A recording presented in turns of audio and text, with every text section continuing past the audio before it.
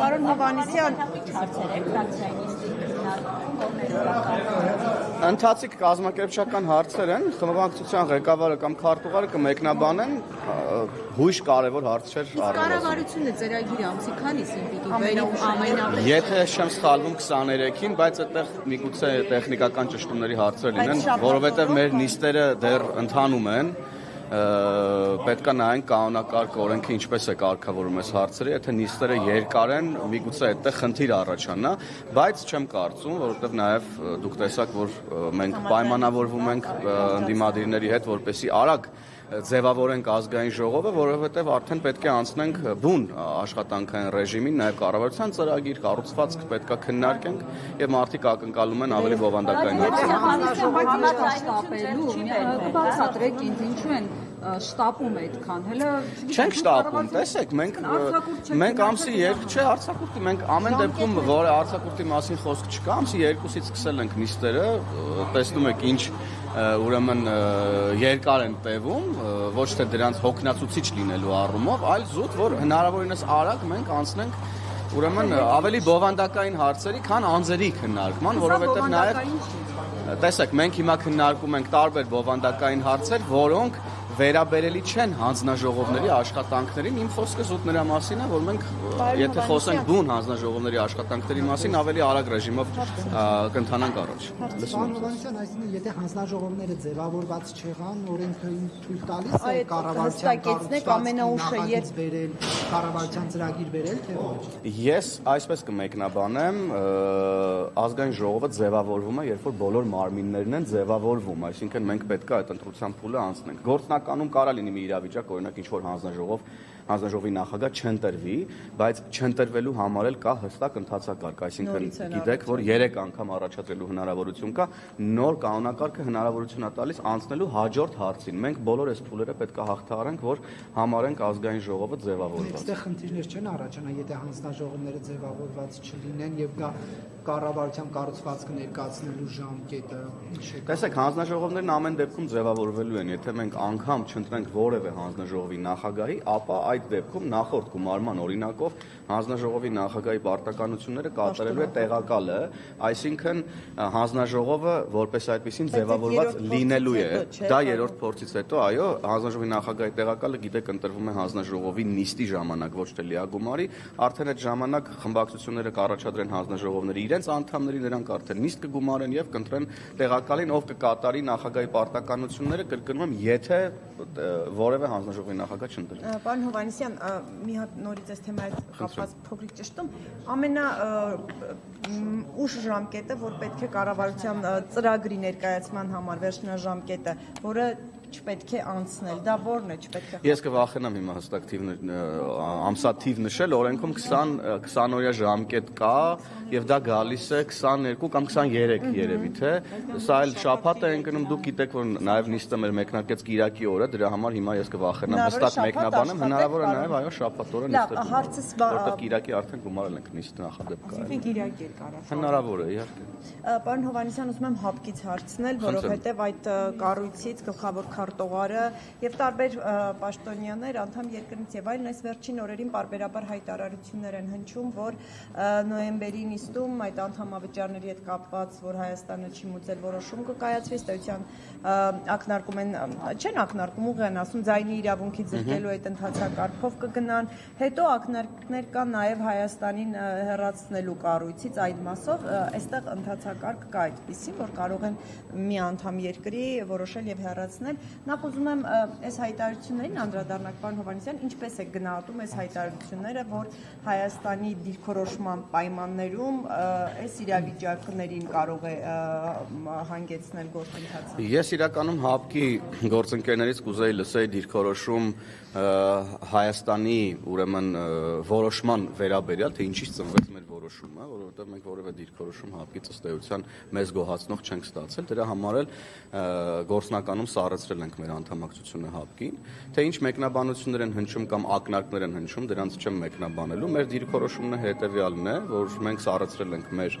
անդամակցությունը ՀԱՊԿ-ին պայմանավորված այն հանգամանքով, որ ՀԱՊԿ-ը չի կատարել իր պարտավորությունները Հայաստանի Հանրապետության նկատմամբ ունեցած Հայաստանի Հանրապետության սուվերեն տարածքների վրա հարձակում է տեղի ունեցել եւ ՀԱՊԿ գործնականում չի ճանաչել Հայաստանի Հանրապետության այն սահմանները, որոնցով Հայաստանի Հանրապետությունը անդամակցել է ՀԱՊԿ-ին։ Այս թնջուկը դեռևս ցավոք սրտի լուծված չէ։ Ներողություն, իսկ թե ինչ կլինի հետո նիստերի ընթացքում ինչ որոշումներ կկայացվեն, ինչ քննարկումներ կլինեն առաջիկայում, ապա մենք որպես պետություն կարձագանքենք այդ քննարկումներին եւ որոշումներին ըստ այդմ։ Պարոն Հովհաննիսյան, իսկ իրենց այդ հայտարարությունների մասով, որ հնարավոր է Հայաստանի ձայնի իրավունքից զրկեն, հնարավոր է հետո նաև հասնեն Հայաստանին հեռացնելուն, այս հնարավոր որոշումների հետ կապված Հայաստանի դիրքորոշումը ինչպիսին է։ Հայաստանի իր դիրքորոշումը կարտահայտի այն ժամանակ, երբ որ նման որոշումներ կամ քննարկումներ լինեն։ Այս բանը նման որոշումներ Իսկ պարոն Հովհաննիսյան, դուրս գալու հնարավորությունը, ինչու Հայաստանը չի դուրս գալիս ՀԱՊԿ-ից, եթե կան Մեր որոշումն է այս պահին սառեցնել մեր անդամակցությունը ՀԱՊԿ-ին, հույս հայտնելով, որ առաջացած խնդիրները դեռևս որոշակի տոկոսով հնարավորություն ունեն լուծվելու։ Եթե ոչ, ապա մենք գործենք ըստ Հայաստանի Հանրապետության պետական Այսինքն Հայաստանը դեռ ակնկալիքներ ունի ՀԱՊԿ-ից, որ կարող է Հայաստանը մշտապես իր բոլոր գործընկերներից ակնկալիքներ ունի, որ նրանք իրականությունը կգնահատեն այնպես, ինչպես որ կա։ Եթե գնահատեցին հետ կվերադառնա Հայաստանը ՀԱՊԿ։ Եթե ապա հարցերին թույլ տվեք չպատասխանել այս կոնտեքստում, կլինեն որոշումներ, ես կարծում եմ ինչ-որ չափով անդառնալիության կետը հատել ենք այս առումով, բայց ես կրկնում եմ, որ մեր բոլոր գործընկերներից մենք ակնկալում ենք, որ նրանք իրականությանը կտան իրականությանը առնվազն մոտ գնահատականներ, իսկ ինչ կլինի հետո կախված է հետագա գործողություններից, որոշումներից եւ քննարկումներից։ Պարոն Հովհաննիսյան, նկատում եք, որ քաղաքական գնահատական տան Ադրբեջանի կողմից Հայաստանի տարածքները օկուպացնելուն Երևանը դեռ դրան է սպասում։ Լսեք, ավելի նաև քաղաքական գնահատական է առնում, բայց բացի քաղաքական գնահատականից, ՀԱՊԿ քաղաքական կառույց չի, ՀԱՊԿ անվտանգային կառույց է, ՀԱՊԿ քաղաքական կառույց չի, ՀԱՊԿ անվտանգային կառույց է, նա պետք է գնահատական տա հենց ՀԱՊԿ-ի գործողություններին, թե ինչով էին պայմանավորված ՀԱՊԿ-ի գործողությունները, երբ ՀԱՊԿ-ը չի ուրեմն աջակցում եւ չի կատարում իր պարտականությունները այն պետությանը, որը կոնկրետ սահմաններով անդամակցել է իրեն։ Սրա մասին է խոսքը։ Սա հիմա կկոչենք ինչ որտեղ քաղաքական գնահատական, կկոչենք մասնագիտական գնահատական, այսքան էլ կարող է։ Պարոն Հովհաննիսյան, իսկ հաշվի առնելով այն հայտարարությունները, որ արդեն Վաշինգտոնյան համաձայնություններից հետո կան եւ այն իրավիճակը, որ ձևավորված է ստեյության խաղաղության հաստատման մասին եմ հարցնում, այս պայմաններում Հայաստանը որևէ անվտանգային կառույցի անդամակցելու անհրաժեշտություն տեսնում է, եթե անգամ այդ խնդիրները ՀԱՊԿ-ի հետ լուծվեն, կա նման անհրաժեշտություն, որ Հայաստանը ինչ-որ անվտանգային կառույցի անդամ լինի։ Մենք այս պահին նման հարց չենք քննարկում, երբեք չենք էլ քննարկել։ Այս պահին դուք տեսնում եք, որ Հայաստանի Հանրապետությունն ամեն բան անում է, որ ուրեմն սեփական ռազմաարդյունաբերություն ունենա, ինքը իր սեփական ուժերով, ունենալով տարբեր ռազմավարական գործընկերության պայմանագրեր տարբեր երկրների հետ ապահովի իր ուրեմն անվտանգությունը եւ ուրեմն զարգացնի իր ռազմական ունակությունները, պաշտպանական ունակությունները։ Մենք պատկերացնում ենք Հայաստանը բազմավեկտոր հարաբերություններ ունենալիս, թե տնտեսական առումով, թե քաղաքական, թե ռազմական, այսինքն կրկին ոչ թե կախված լինել մեկ կետից, այլ ունենալ տարբեր կախվածություններ, այդպիսով ապահովագրելով դա նշանակում է, որ եթե անգամ ՀԱՊԿ-ից Հայաստանին հեռացնեն կամ Հայաստանը դուրս գա,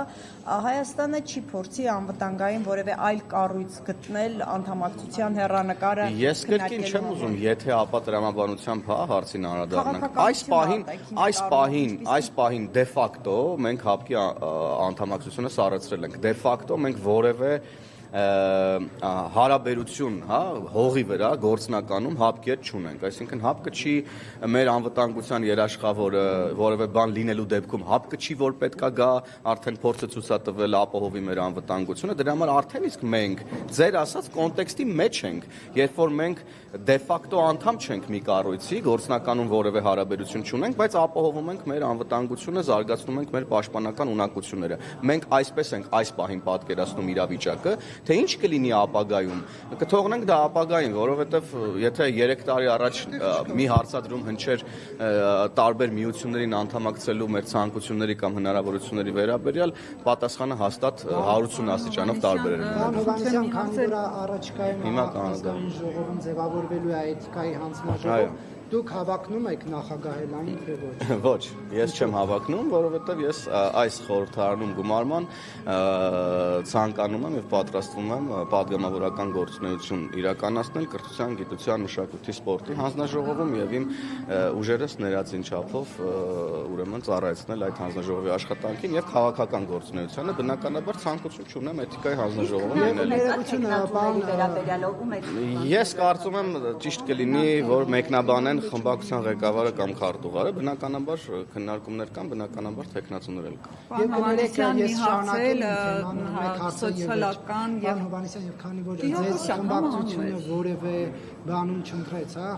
առաջադրվել էիք խմբակցության քարտուղարի համար,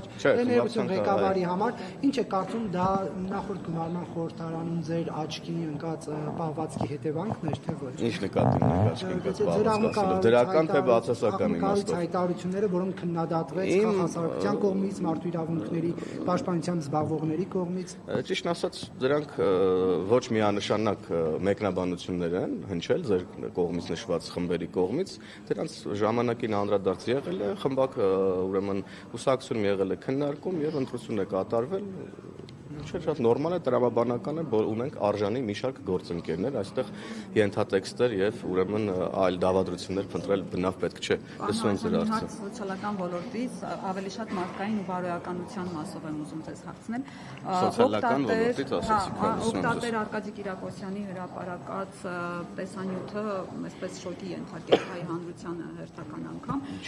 Այսպիսի տեսարաններ էր, թե ինչպիսի այրահեղ եմ տեսնում, ճիշտ է։ Հա, օքեյ։ Ծայրահեղ աղքատ վիճակում ապրող մարդկանց այսպիսի տեսագրություններ կան։ Սա կոնկրետ այս դեպքը Արմավիրի մարզում էր, երբ որդին ահավոր վատ վիճակում էր եւ ի վիճակի չէր անգամ բժշկի դիմել ու հանրությունը այսպես շոկի ենթարկվեց, որովհետեւ ձեր իշխանությունը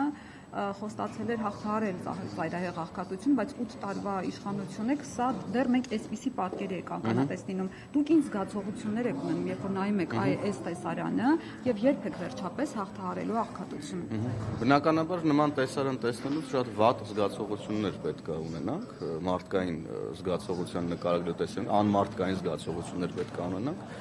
Գիտեք, թվերը գիտեք վերջին տարիների վիճակագրությունների աղքատության շեմը նվազել է եւ նաեւ ծայրահեղ աղքատության շեմն է նվազել, պետք է ցավով արձանագրենք, որ այն ամբողջությամբ հաղթահարված չէ, բայց մեր ծրագրերն ուղղված են ուրեմն ծայրահեղ աղքատության շեմը զրոյացնելուն եւ աղքատության շեմը հնարավորինս նվազեցնելուն եւ մենք այդ ուղղությամբ բազմաթիվ ծրագրեր ունենք, որոնք իրականացվում են, հերիք են այդ ծրագրերը, կարծում եմ ոչ, ելի պետքա ծրագրեր անեն, լավ են իրականացվում այդ ծրագրերը, միշտ կարելի է ավելի լավ իրականացնել այդ ծրագրերը, լինելու են որևէ երկրում աղքատ մարդիկ, ցավոք միշտ լինելու են աղքատ մարդիկ, բայց մենք պետք է այնպես անենք, որ ծայրահեղ աղքատության շեմ Հայաստանի Հանրապետություն չլինի, Հայաստանի Հանրապետությունում չլինեն քաղաքացիներ, որոնք ունեն օրվա հացի խնդիր, բժշկական ծառայություններից օգտվելու խնդիր, կրթությունից օգտվելու խնդիր, արդարադատությունից օգտվելու խնդիր։ Սա մենք պետք է անենք մեր աշխատանքով, մենք սա արել ենք նախորդող 8 տարիներին, անելու ենք առաջիկա։ Դուք պատրաստ եք ձեր պարգևավճարներից հրաժարվել այս տիպի մարդկանց ոտքի հանելու համար։ Ես աշխատավարձով եմ ապրում, պարգևավճար հասկացողություն չկա, կա աշխատավարձի հավելավճար, որը աշխատավարձի բարձրացում է, խնդրում եմ տերմինները ճիշտ մեկնաբանենք եւ մեր քաղաքացիների մոտ այլ ընկալումներ չձևավորենք։ Ես ազգային ժողովի падգամավոր եմ, ով ստանում է աշխատավարձ, ապրում է բացառապես իր աշխատավարձով, կարող եք իմ հայտարարագիրն ուսումնասիրել, ինչպես իմ գործընկերների 99%-ը ես կարծում եմ։ Հետևաբար այդ հարցը կարծում եմ տեղին չի եւ այդ հարցը կարծում եմ տեղին չի, մարդիկ ստանում են աշխատավարձ եւ մենք ամեն բան անում ենք, որ պետության համար աշխատող մարդիկ պատշաճ աշխատավարձ ստանան, պատշաճ կերպով ներկայացնեն իրենց պետությունը ուրեմն միջազգային հարթակներում, որպեսզի ձեր նշած խնդիրները երկրի ներսում կարողանանք ավելի լավ լուծել։ Սա է ձեր հարցի պատասխանը։ Միշտ լինելու են չլուծված խնդիրներ, միշտ պետական պաշտոնյաները ստանալու են աշխատավարձ։ Հովհաննիսյան մի հարց լարվածության այն մթնոլորտը, որը ի հայտ եկավ ուժեղ Հայաստան խմբակցության անդամ պարոն Էդգար Ղազարյանի հայտարարությունից հետո թոթափված համարում եք, նկատի ունենք, որ նա ներողություն չխնդրեց եւ կարծեք թե չի պատրաստվում։ Չէ, թոթափված չեմ համարում հենց ձեր նշած պատճառաբանությամբ, որովհետև ասել վիրավորական արտահայտություն եւ հետո ներողություն չխնդրել, առհասարակ ուժեղ Հայաստանի մոտ արդեն ներողություն խնդրելու մի ամբողջ շտեմարան է հավաքվում եւ ես կարծում եմ ինչ որ մի պահի պետք է ուժեղ Հայաստանը կանգնի եւ ներողություն խնդրի քաղաքականությամբ զբաղվելու համար առհասարակ, որովհետեւ ոնց հասկանում ենք ամեն երկրորդ քայլի համար ուժեղ Հայաստանը պետք է ներողություն խնդրի, դե էլի լիքը բաներ կա ինչի համար պետք է ներողություն խնդրի։ Մենք ասել ենք, մենք ներողություն, մի րոպե, բոլոր չկա նման բան, դատարանի վճիռը կատարված է, ես խնդրում եմ ճիշտ մեջ բերեք, կատարված է, այո իհարկե, անպայման, կատարված է, ես խնդրում եմ ձեզ ճշտեք, նոր ուրեմն հարցադրումներ արեք, եւ Էդգար Ղազարյանի մասով չեմ ուզում շատ ծավալվել, ես կարծում եմ գործընկերներս իրենց ելույթներում ուրեմն ասել են, որ տվյալ մարդը սրիկա է եւ մենք շարունակում ենք այդ կարծիքին մնալ այնքան ժամանակ, քանի դեռ ներողություն չի խնդրել վիրավորանք հասցնելու համար, այսքան է այդ մասով։ Մենք ամեն բան անում ենք, որ լարվածություն չլինի դահլիճում, որովհետև սա մեր դահլիճը չի։ Սա Հայաստանի Հանրապետության ժողովրդի դահլիճն է, մարդիկ հետևում են եւ մենք ավելորդ լարվածություն եւ վատ էմոցիաներ չենք ուզում այստեղից հաղորդել։ Պետք է մեր պետության շահերից բխող, մեր քաղաքացիների շահերից բխող քննարկումներ լինեն ազգային ժողովում։ Պարոն Հովհաննիսյան, 96 հոդվածը սահմանադրության ասում է, որ պատգամավորը չի կարող հետապնդվել իր գործունեության ժամկետում եւ դրանից հետո արտահայտած կարծիքի համար։ Հիմա դուք ինչ եք հետապնդում սրիկայաբար բառի համար, երբ որ այդ նույն խորհրդարանի ամբիոնից մենք ավելի ահասարսուր վիրավորական կոշտ բառամթերք ենք լսել, մատել թափ կտամ ուրիշ բան էլ, վնգստալ, էլ չգիտեմ ինչ ասես լսել ենք մենք այս ընթացքում ամենաբարձր պաշտոնյայի շուրթերից ձեր քաղաքական դիակի մնացորդները կհանեմ, չգիտեմ, այս տիպի բաներ լսել ենք։ Քաղաքացիական պայմանագիր խմբակցության անդամների կամ կառավարության ներկայացուցիչների, կուսակցության անդամների կողմից հնչած արտահայտությունների համար բոլոր տվյալ անձինք արտահայտվել են, մեկնաբանել են եւ նաեւ ներողություն են խնդրել դրա համար։ Մեր կուսակցությունում կա էթիկայի դեպ, որ գնաք ուսումնասիրեք ձեր արած արտահայտություններին հաջորդող ներողություն, ես խոսում եմ, հաջորդող մեկնաբանությունները կտեսնեք։ Կա էթիկայի հանձնաժողով մեր էթիկայի կանոնագիրք մեր կուսակցությունում եւ մենք դրանով ենք առաջնորդվում։ Խախտվել է եւ խախտումների համար էլ կուսակցություն դա ներկուսակցական հարց է։ Դուք գնացեք այլ կուսակցություններին հարցրեք, թե իրենց էթիկայի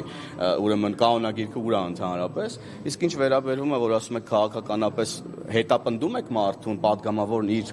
ուրեմն արտահայտությունների կամ կարծիքի համար չի կարող հետապնդվել, մենք որևէ մեկին չենք հետապնդում։ Մենք ուրեմն արձագանքում ենք վիրավորական արտահայտությանը, որը հնչել է ազգային ժողովում եւ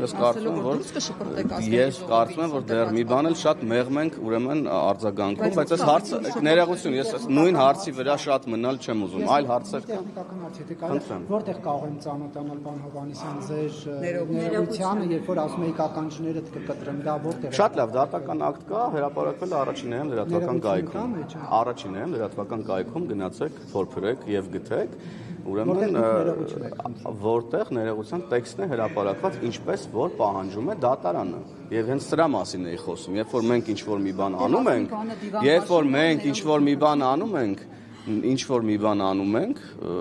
մենք դրա համար ներողություն ենք խնդրում դա իհարկե չի նշանակում օրինակ այս դեպքում որ մենք փոշմանում ենք մեր արածի համար մենք այս դեպքում կատարում ենք ուրեմն դատական վճիռը շնորհակալություն հաջողություն